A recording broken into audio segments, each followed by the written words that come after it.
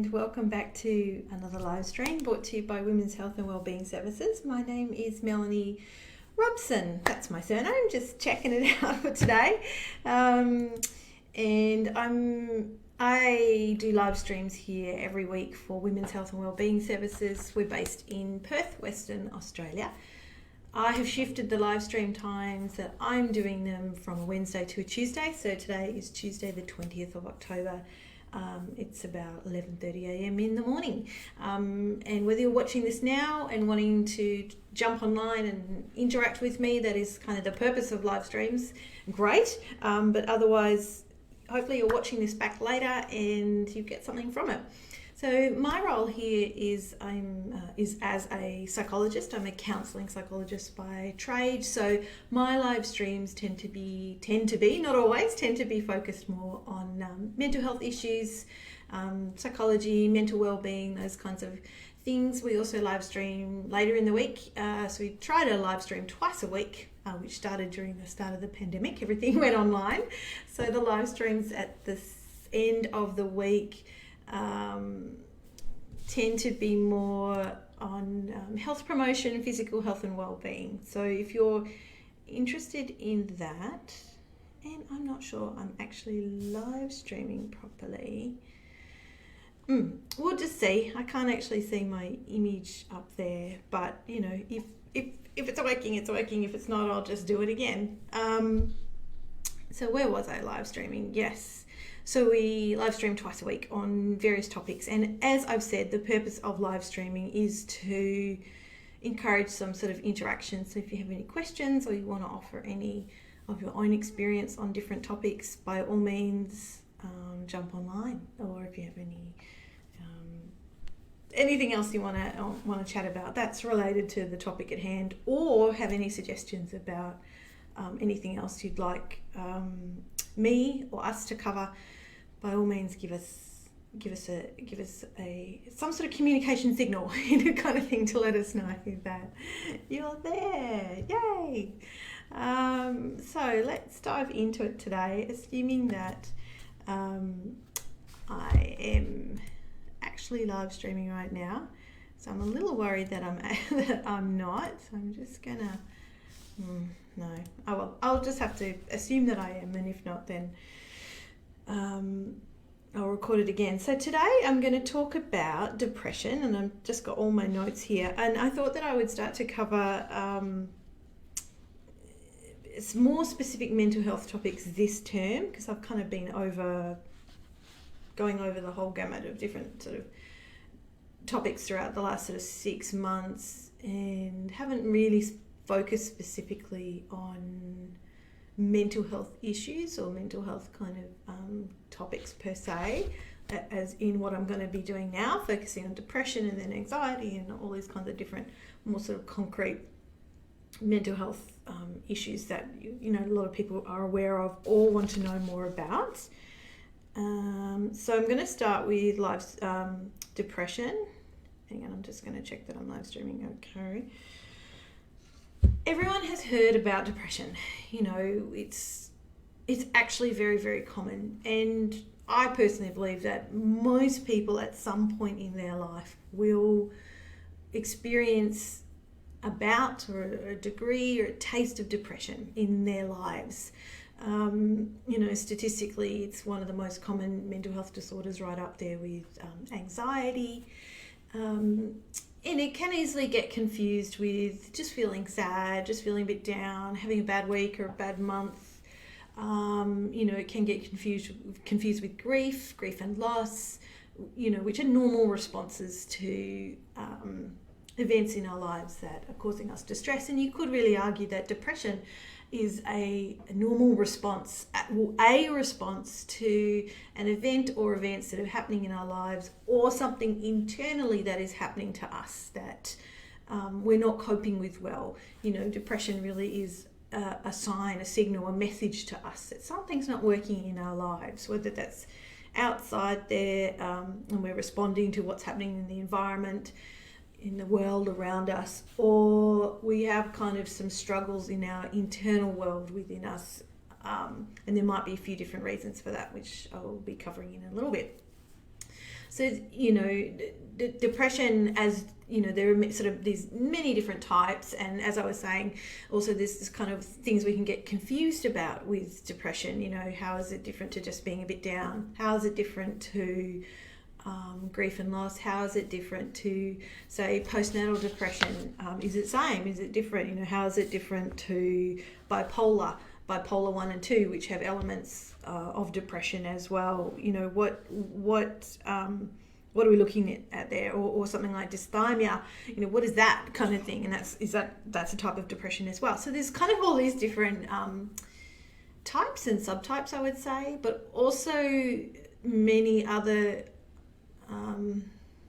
struggles that we can have as human beings that look like depression, but may fit more accurately if we want to categorize something, into, say, depression or grief, or bereavement, or something related to postnatal events, or even there's something called premenstrual dysphoric disorder, PMDD, and that is obviously for women who have monthly periods, and find that they are struck with terrible depression leading up to their period, but goes away when their period occurs. So that is, a different and a distinct form of depression than more generalized sort of ongoing depression or episodes of depression.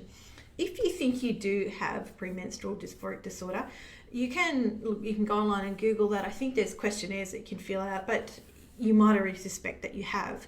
And the way, I guess, to figure that out is if you you have to kind of notice yourself and track symptoms every month. So if you already sort of know, what happens for you leading up to your period, and you happen to notice that your mood just takes a radical dive and stays low until you have your period, and then it kind of picks up.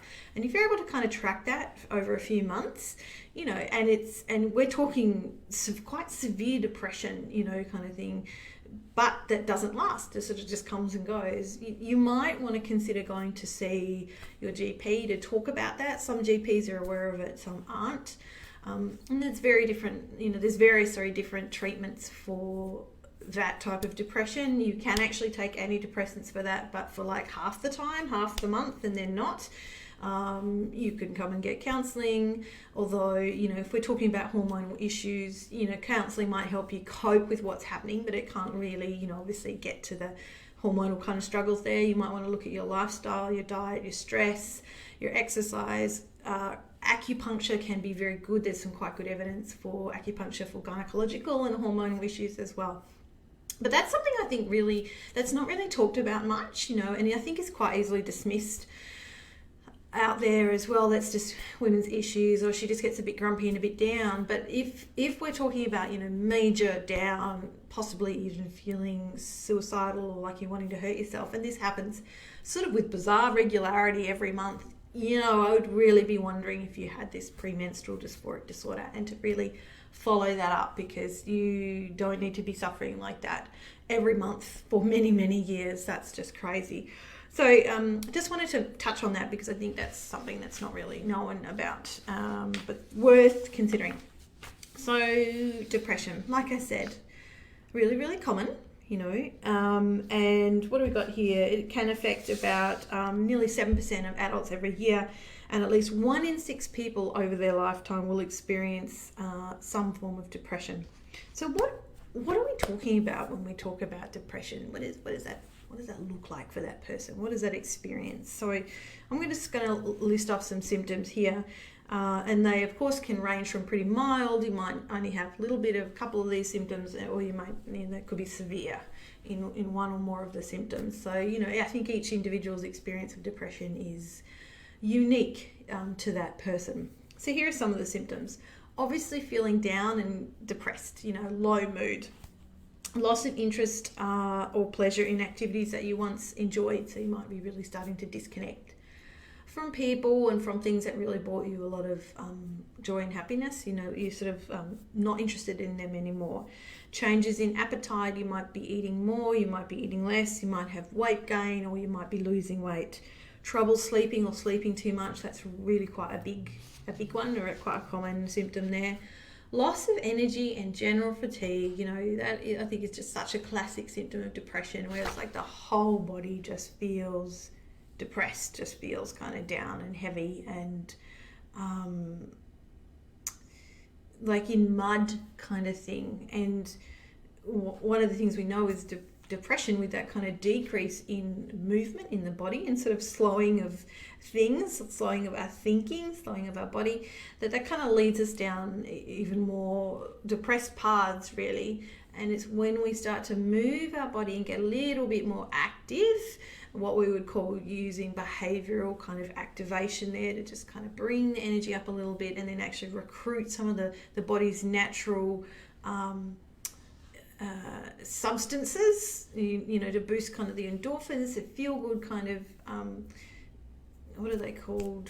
Feel good, kind of lost the word there.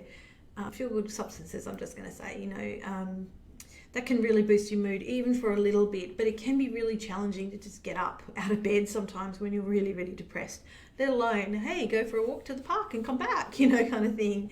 But you will be surprised if one of your symptoms is major fatigue and real loss of energy, just to try and get yourself moving a little bit. Just kind of shifts the blood around, if nothing else, just starts to just bring in some other energy into your body and your mind, hopefully. So another symptom, increase in purposeless physical activities. So, for example, like inability to sit still, pacing, hand wringing, this kind of real agitated kind of movement, or really slow movements or speech. So again, when I was talking about that kind of loss of energy, there's kind of this whole slowing down of the body when somebody's, really quite depressed and has been going on for a while. Feeling worthless, feeling guilty, huge kind of feelings there that are very dominant when somebody is depressed, this kind of guilt feeling. Ruminating or thinking a lot about events of the past, whether that's something that you did or you're involved in, or other things that have happened in your life, really being stuck in some of those, struggling with feeling any ounce of goodness about yourself, struggling with guilt. Guilt can be such a heavy, burdensome feeling that can just eat you alive.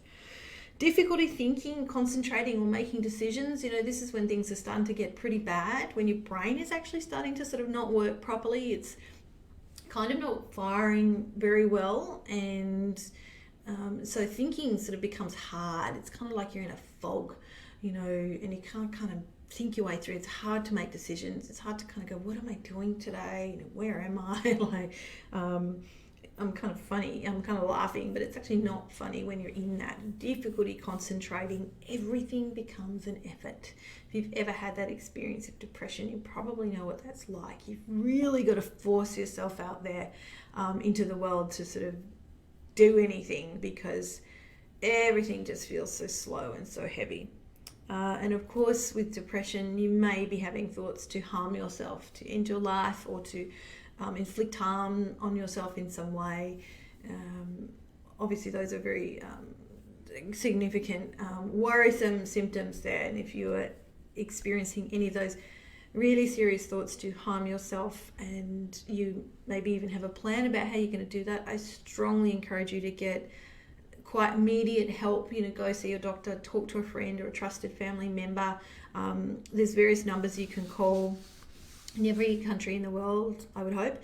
In Australia, you can call Lifeline. That's 131114. We actually have something called the Suicide Callback Service, so they will check in with you and do some sort of almost like counselling for you over the phone. That's 1300 659 467. Crisis Care 9223 1111. Beyond Blue, there's actually great websites you can jump on and actually start having online chats with someone if it's difficult to physically get somewhere or you don't want to go somewhere. You can ring or you can go online. If you are feeling very, very bad and that you really want to end your life, go to hospital. That's an emergency. Things of that dire, really need to be talking to someone immediately. That's a very serious situation to be in. So with those symptoms, like I said, they can range from mild to severe. And depression is what we call a syndrome. So a syndrome is a collection of events, behaviours and feelings that sometimes but not always go together, okay? So it's not just like one thing and that's it. It's like a whole collection of things. That's why there's diseases that are called syndromes, because there's more than kind of one thing that's kind of going on in the body. So the depression syndrome is a collection of feelings, how you feel, and behaviours that have been found to characterise depressed people as a group.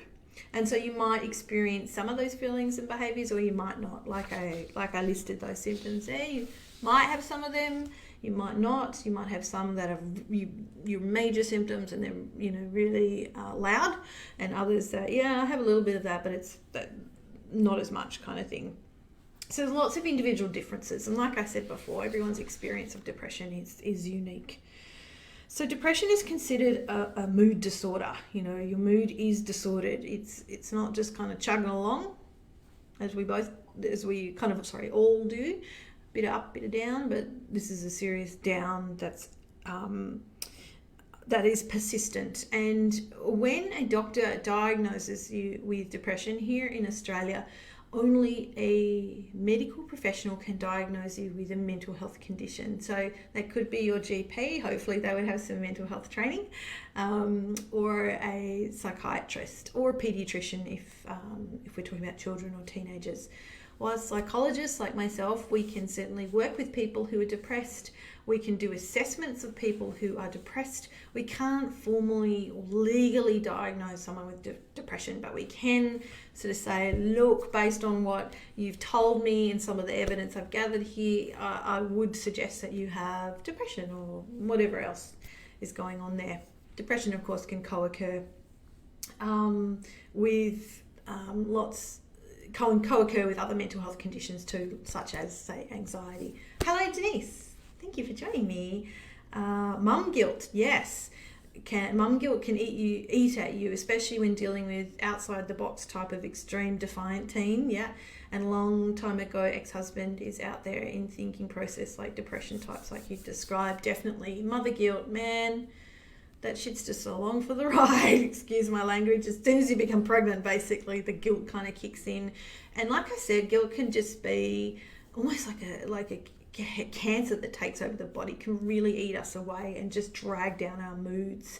And as Denise was talking about there in her little message, especially when dealing with sort of external events, and some family members there that are quite challenging to deal with, or people from the past that are still involved in our lives. This can absolutely all affect us, and it can affect our mood.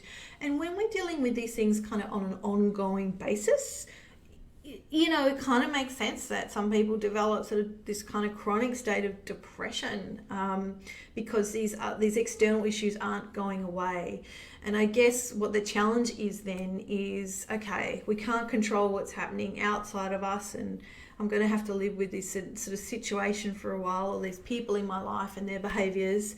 What can I do within me to make sure, I'm okay and I'm not dragged down by all of this? And that can be very, very hard, particularly if you're feeling very depressed. And like I said, you kind of really can't think properly, you can't concentrate, it's difficult to make decisions, you've got the whole syndrome kind of going on. It can make change very difficult because it just feels so heavy and stuck, really stuck in your life. I think depression often really narrows your focus, and it's kind of like you have these little blinkers on, like little horsey blinkers, and it's easy to lose perspective. Very easy to lose perspective when you're in a tunnel of depression. It's kind of all you see and feel because that's your daily experience, And it's really easy to forget that there's a wider world out there, and you didn't always feel this way, and hopefully, and chances are, you won't feel this way in the future. But at the time, it's very much this is my world, and that can be such a difficult place to live in and to climb your way out of, because climbing requires energy, and if you're really depressed, probably don't have a lot of energy, so round and round you go. You can see how it's really easy for people to kind of spiral down and stay really trapped in this kind of snowball where we're kind of digging our own hole instead of, stop digging, find a way out. It's really easy, I think, to just go further down that hole of depression in a way. Now, I wanted to talk a little bit about, for a doctor to diagnose you with depression, and that, remember I said that has to be a doctor, you have to be experiencing, I think it's like 5 or more of those symptoms that I talked about, and there was 8 or 9 there, for more than 2 weeks. Okay, so if you're finding you're quite down and you're experiencing some of those symptoms and it's been going on for more than 2 weeks, and most of the time people don't seek help until it's been going on for months or years, 2 weeks you're like, it's just kind of a crappy period in my life. But 2 weeks or more, some of those symptoms, and a really key factor too is the level of difficulties in how much it's interfering with your life. So if your symptoms are starting to get in the way of you being able to live your regular life, you're finding like, I can't actually go to work today, I can't even get out of bed, I feel so down or so exhausted, or you really start cutting off your connections with friends or your partner, really withdrawing, isolating, I think that can be a really big one, or where you're having to just put on this mask all the time to go out there into the world to say, yeah, hey, I'm fine, but inside you're like dying kind of thing. The more it's interfering with your day-to-day life, the more problematic and the more severe that potentially could be, and the more urgent it is really that you go and seek some help for that. And I'll be talking about where to seek help and what that looks like as well. So it needs to be more than 2 weeks. And there could be mild forms of depression right through to severe, chronic, disabling depression. Depression too, in trying to sort of figure out, am I depressed or is this just kind of a bit of a lull in my life because stuff's kind of happening? I think a way to kind of assess that for yourself is, okay, so you're feeling a bit down and you're like, I actually wonder if I'm actually depressed, like properly legit depressed. But then you have a good day. You might have a good day or something happens to a friend or you go out and you're like, actually, I feel really, it's okay. But then the next day and then, a few days after that, you just go back down again and you stay that way. And this, that little blip of happiness doesn't last and you're still depressed, probably are depressed, kind of thing.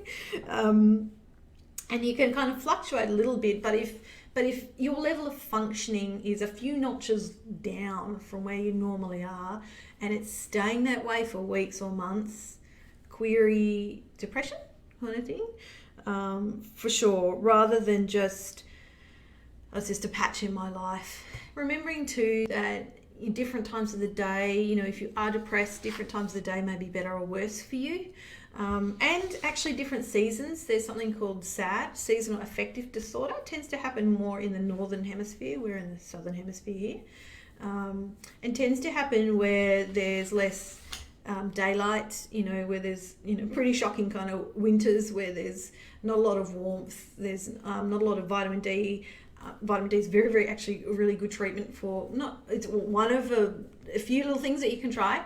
But vitamin D can, really help the mood and, exposure to the sun. And when you think about that, that makes sense because as humans, like the plants, we need the sun, not all the time because we would burn and that could put us at risk of skin cancer. But aside from that, in the northern hemisphere, it's not uncommon for people to feel depressed in winter, like really depressed, not just like, oh, it's winter and it's a cold day and I just feel really crap because I can't go to the pub. We're talking about kind of chunky low mood for a chunk of time kind of thing that picks up in spring and summer, so, and then there's this, so that's another thing to think about too, that's what I mean, there's kind of different types, there's many different types of depression as well. And with kind of a chronic long-term depression, that is something that we might call dysthymia. So this is what can be termed a persistent depressive disorder. Okay, so that your symptoms are quite long lasting and kind of goes on, and you could almost say that a person like this, has been theorized that they kind of have like a depressive personality. They're just down all the time, kind of thing. whether or not they feel, suicidal or like they want to hurt themselves. They might not ever actually feel that way. And for many people with depression, they might not ever end up feeling that way. Sometimes they do though, Like I said, like I'm going to keep saying, everyone's experience of depression is different and unique. Same with anxiety, same with any other kind of mental health condition, because we're all different and unique people. So dysthymia, is a kind of chronic condition which might be going on for at least 2 years. So that's a long time in someone's life. And certainly in the past I've had clients who've said to me, I feel like I've been depressed for years, and we're talking 5, 10 more years kind of thing. And it kind of settles into one's life, and their kind of whole life is kind of feeling depression, and it can kind of take over one's personality in a way in one's life, so that you kind of tell yourself you're this depressed person. And on that note of telling yourself, thinking when a person is depressed, they often have some pretty distorted sort of thinking styles. They tend to think of themselves in a really negative light. Obviously, self-esteem and self-confidence is very low. And they tend to dwell. It's that dwelling and that ruminating, thinking, and overthinking that can just, accelerate really that spiral down into depression.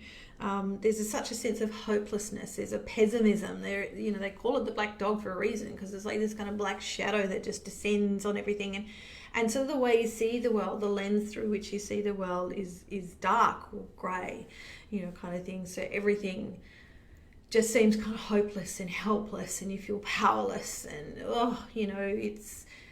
it's not a nice way to live your life, as you probably know if you've ever had any episodes of depression. So there's the change in mood and feelings. There's a change in thinking. There's a change in your physical abilities with the fatigue, sleep patterns, the appetite changes. Forgot to mention sexual interest, that usually declines. Your whole energy kind of drops. Interactions with other people, like I said, you may start, can't be bothered doing that. I don't want to do that. So you stop seeing your friends. Kind of just hide away in your house or your room. And I guess you would need to work out for you, what does my depression look like? How is it unique for me? In what symptoms you have? So what causes depression? This is such a big question. I definitely don't have enough time to cover that today. But, there's certainly tons and tons of research now around depression, and there's sort of some dominant kind of possibilities or factors that contribute to feeling depressed or having episodes of depression. Starting with genetic factors, it's not uncommon for depression to travel through family lines. My uncle was depressed, and then my grandfather was, and my father had elements of depression, kind of thing. There is, so there's some research that sort of certainly genetically even that depression runs in families, but that only, if that's showing up in your genes, shall we say, that only suggests that you're vulnerable to depression. It doesn't mean you're going to get depressed. And this is the same with other funky genes that may put you more sort of at risk of developing, say, a cancer or a particular disease. Whether you actually develop that or not, we don't know, kind of thing. But if you know, whether you know your genetic profile or not, I know I don't, kind of thing. Most people don't.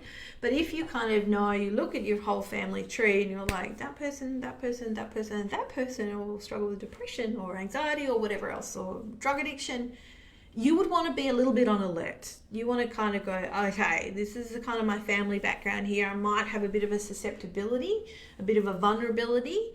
Does that mean I need to make different choices in my life? Do I need to just be more alert to it? Do I need to get on top of stuff when I start to feel down? Really good stuff to be aware of if it's running in the family. Hormonal changes. There's some research that shows that hormonal changes can result in some depression, like I mentioned with the premenstrual dysphoric disorder, but also, of course, postnatal depression. the hormonal changes going on there can contribute to an episode of depression. It might be too much hormones or not enough, or things just kind of going haywire. Medication can be a good option for that.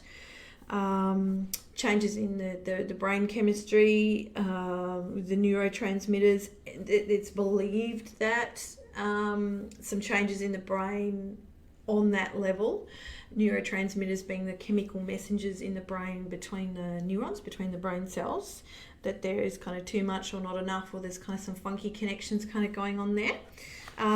Environmental factors as well may come into play, whether that's now related to events that have happened in your life, trauma, sudden loss of a job, death of somebody, remembering that, could be some grief. Is that depression and grief?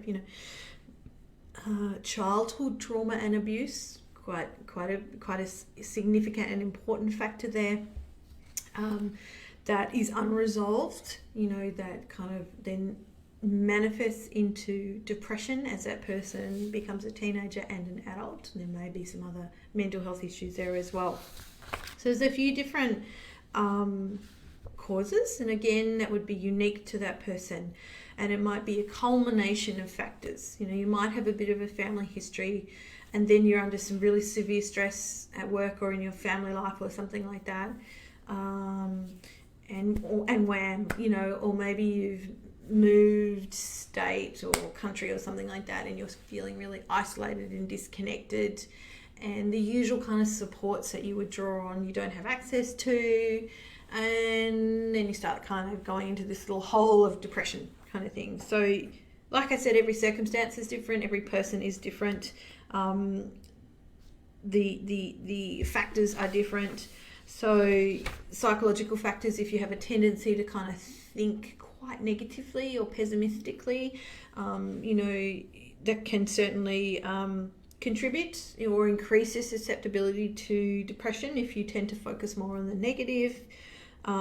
If you do things like take too much responsibility for bad events and not enough responsibility for good events, if you're quite rigid and structured and inflexible in the way that you think and the way you live your life, that has been shown to just increase the propensity for depression a little bit, because there's no flexibility in that.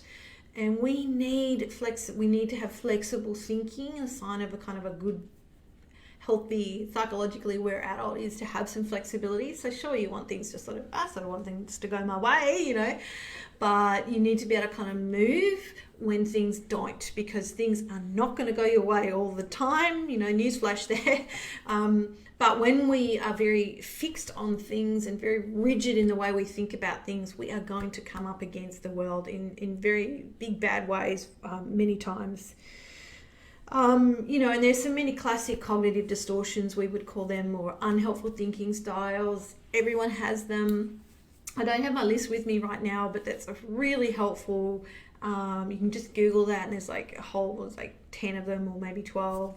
And they might be things like catastrophizing, black and white thinking, which is kind of all or nothing thinking, mind reading, which is when you're like, I know they're thinking that about me. No, they're probably not, but that's mind reading, focusing more on the negative, all these kind of typical unhelpful thinking styles that we can fall into. And when they're dominant in our brain, they can certainly contribute to feelings of depression.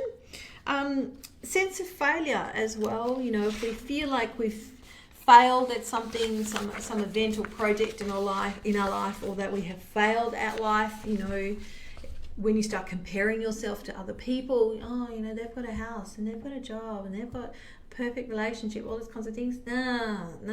Like, that is just so unhelpful.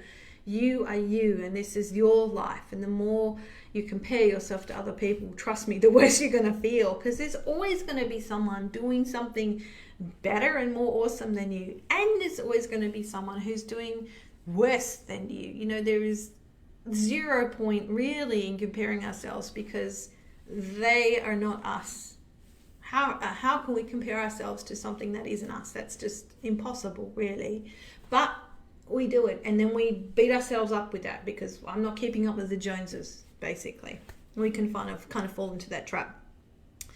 Stress also can be a really big contributor towards depression.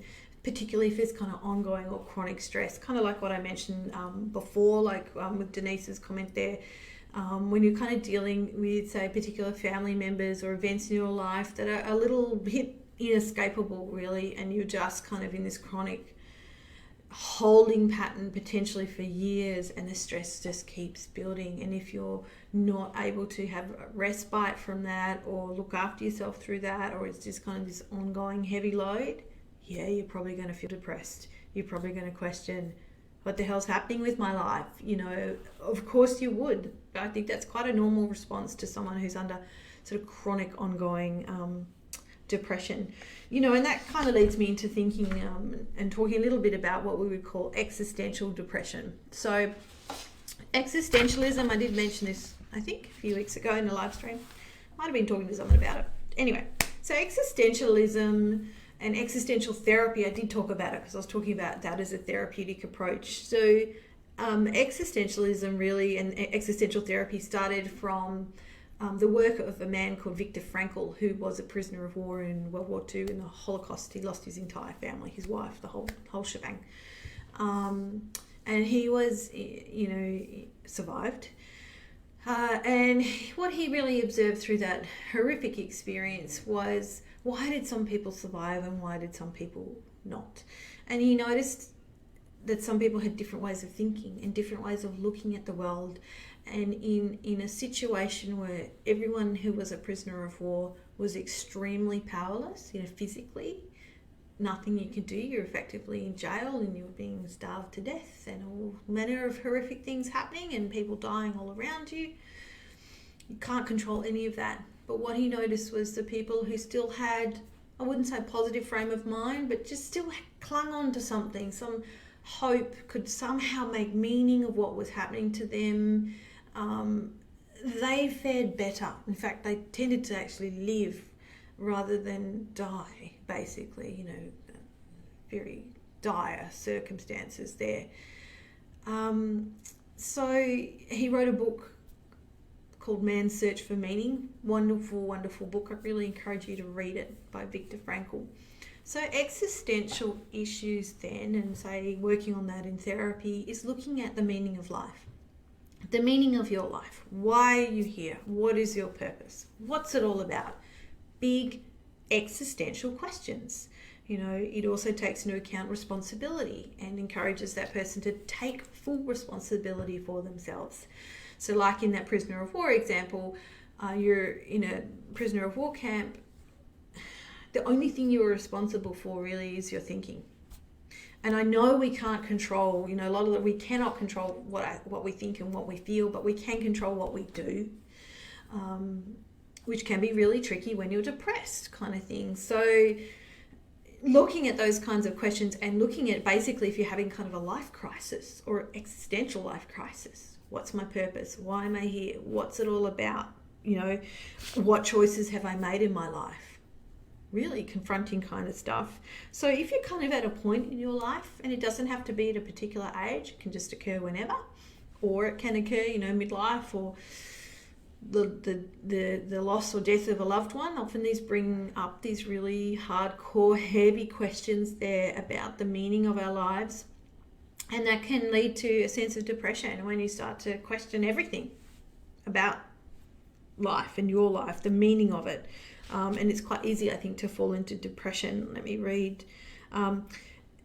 When we have a sense that we're not really making sense of our lives, or we haven't made any meaning of our lives, or when we believe that to be true, whether we have actually created a really good life for ourselves, but the way we're looking at that is quite negatively, that can certainly contribute to a feeling of depression and a feeling of failure. And then I haven't done good things with my life. So that's just the way a person is interpreting their life and interpreting events in their lives. Okay, it's their thinking that is becoming problematic in their kind of reflection of their life. Because from, say, an outside point of view, someone that they know might go, "Hey, I think you've lived an incredible life."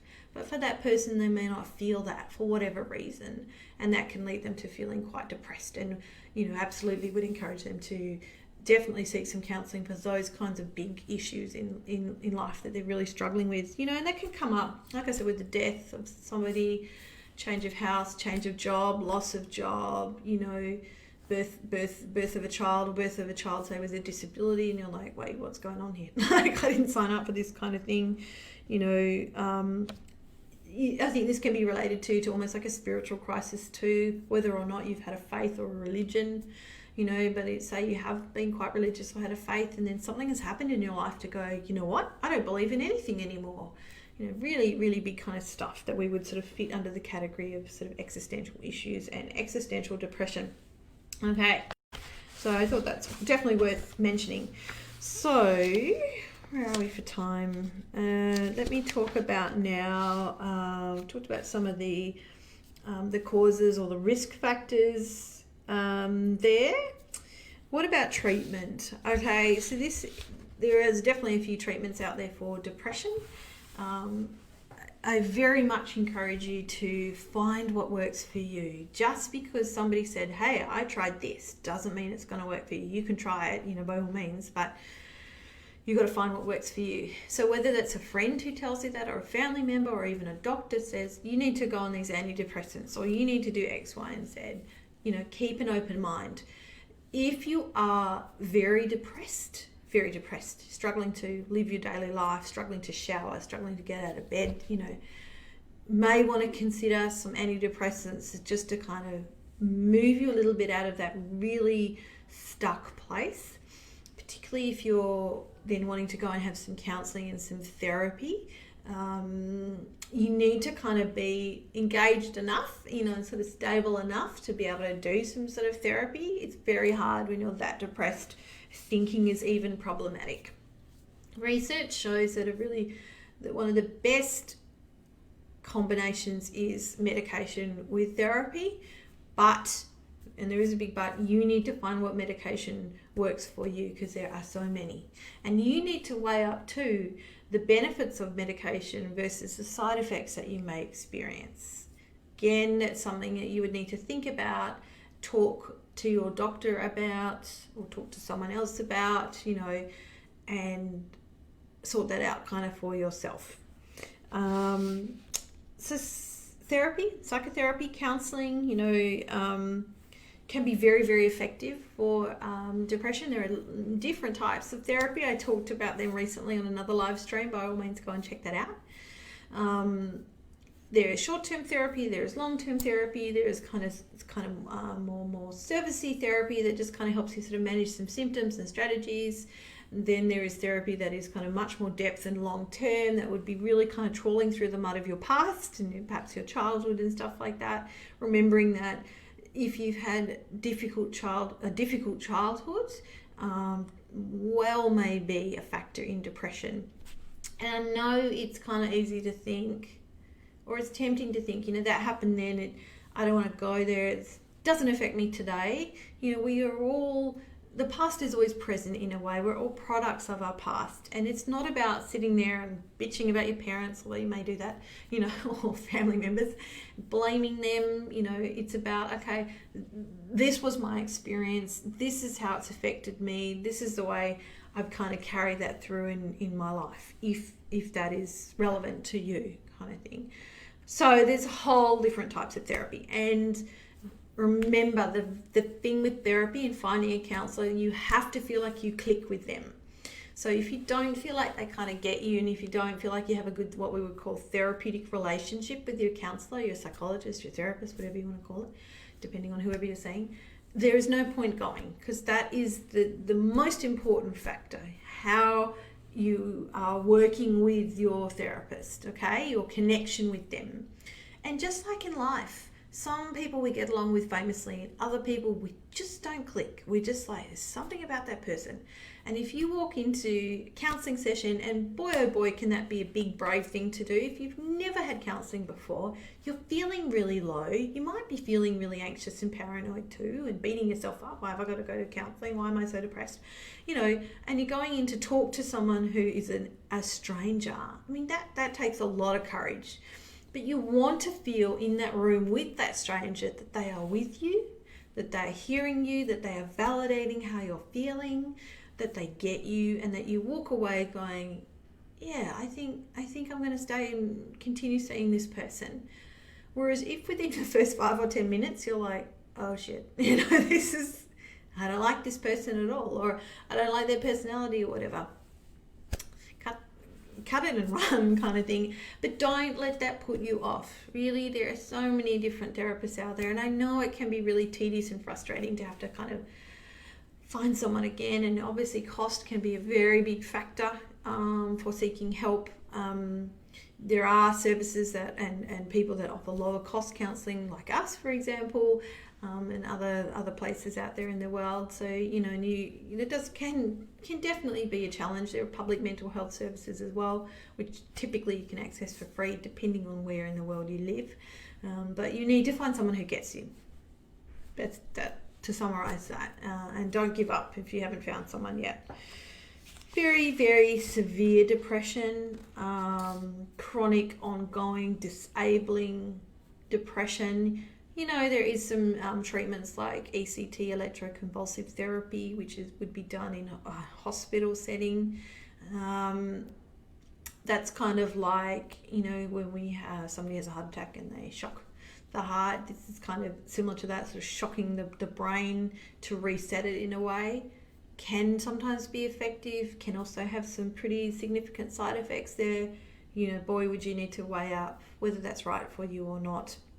And actually that reminded me that with therapy too, there's individual therapy, there's group therapy, that you could see someone privately or someone publicly or somebody in a community environment. There's certainly private clinics and mental health facilities here in Perth. There would be those in most major cities in the world.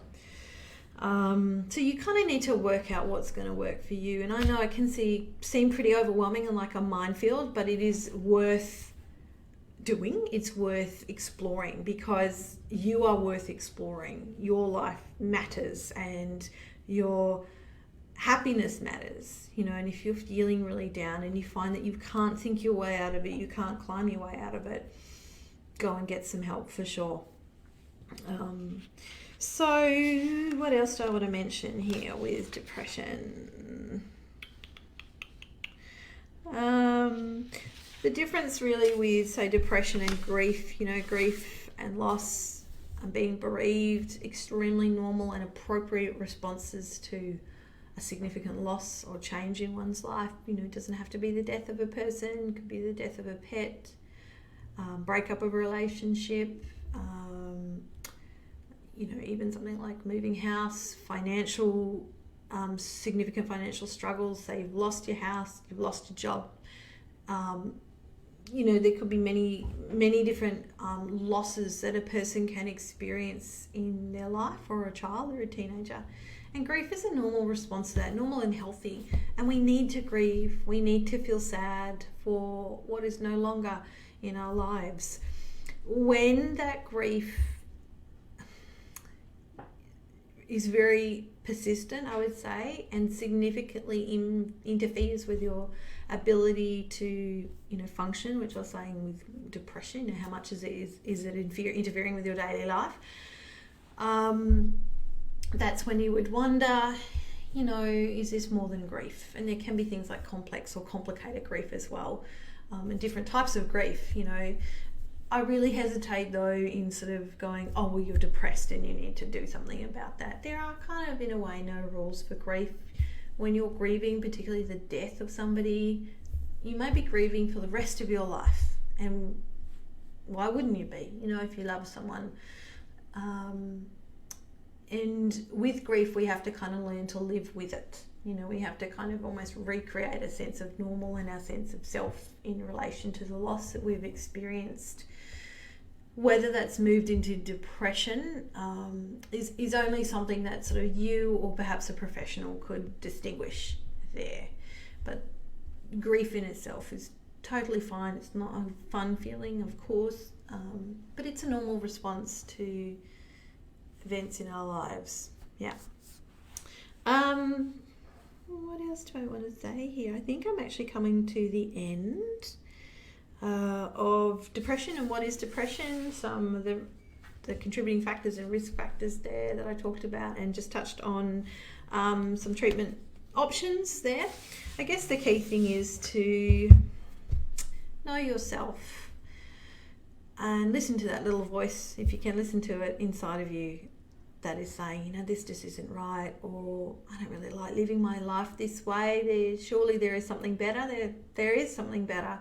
So I really encourage you to seek help for yourself, even if it's just talking to a friend. Say you haven't told anyone how you're feeling, particularly if it's been going on for a few weeks or a few months. Really encourage you to take a risk and to reach out and to talk to someone that you feel safe with, that you trust. That's a really, really big factor there. You need to feel safe with whoever you share that information with. And just a reminder too, those phone numbers, 24 hours, 7 days a week, phone numbers there if you're feeling very, very depressed or having thoughts to hurt yourself. Lifeline 131114, suicide callback service 1300 659 467, or crisis care 9223 1111. They are national numbers here in Australia. You can also hop online and go onto like Beyond Blue. There's some websites around there which offer online counselling and support as well. Kids Helpline is a very good one for children, for young people under the age of, I think, even 25. I'm sorry, I don't have that number, but I know that does an online chat thing as well as the phone. But if you're very concerned about yourself or someone around you, you know, consider going to your GP, you know, or if things are very, very bad, you need to go to hospital. You know, that's there's no two ways around that if you're feeling very depressed and wanting to hurt yourself. So on that note, I'm going to leave you now and wrap up this live stream. I'll be back next week, next Tuesday at 11:30. What date will that be? The 27th. What am I talking about next week? Can't remember. It might be anxiety. It's another mental health issue, but we'll be putting that up on our Facebook page anyway. If you have any comments about today or any suggestions on any topics that you'd like me or someone else to talk about, drop us a line, go to our Facebook page, send us a message, go to our website, www.whws.org.au, send us an email. You know, there's many different ways to communicate. You can give us a call as well. What's our number? 9490-2258. Area code is 08. Remembering that we're in Perth, Western Australia. Yay! Okay, so I'm going to leave it there. I hope this has been informative and helpful for you. I wish you all the best. Have a wonderful week. See you next week. Bye.